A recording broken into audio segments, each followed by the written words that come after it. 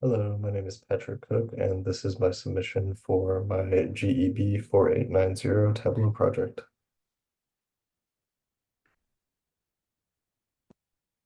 This dashboard is compiled of 3 sheets of data relating to the practice rounds of our class CAPSIM business simulation.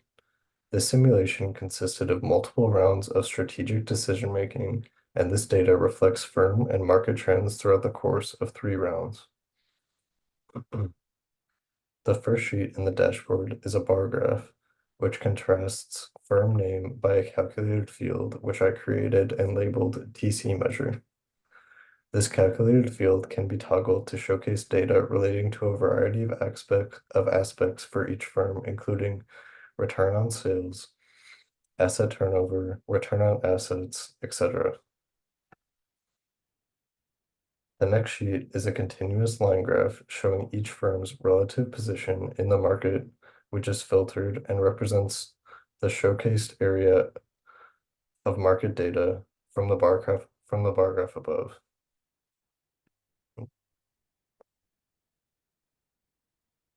As you can see, it changes as the bar graph changes.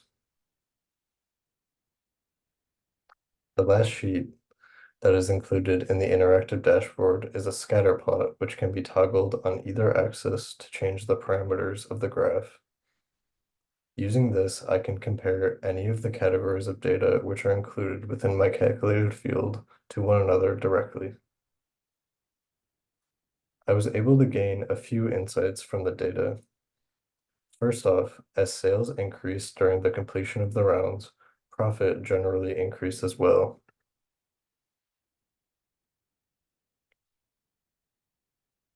This shows that sales and profits have a direct relationship, and that many of the firms in our simulation employed successful strategies and were able to turn profits.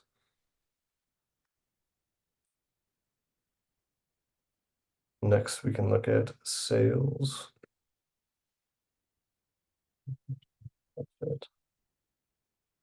While Irving, seen here, had a lower number of sales than both of the Andrews and Digby firms, they were able to achieve a higher amount of profits.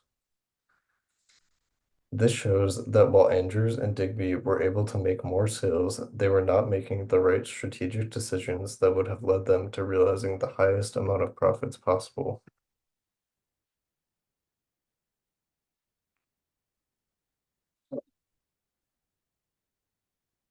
Next, we can look at contribution margin.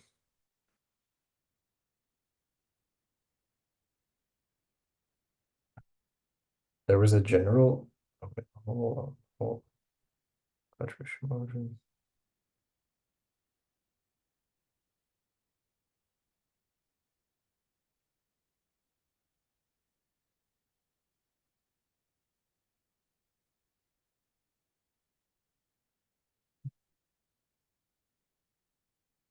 There was a general decrease in the contribution margins of many of the firms within the market over the course of the 3 rounds. There were a few outliers here, like Ferris and Erie, who maintained a comparatively high contribution margin across the rounds. This trend shows that many of the firms were struggling to scale their sales revenue and control their variable costs. Next, we can take a look at leverage. Sales and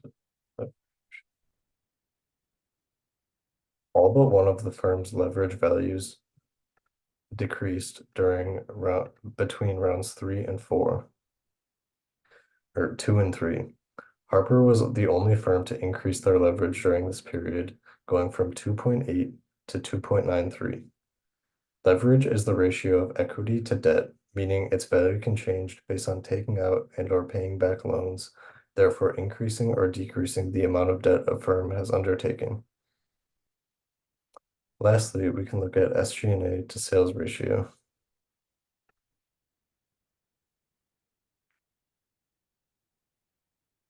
Many of the firm's selling, general, and administrative costs to sales ratio increased as the rounds of the simulation played out.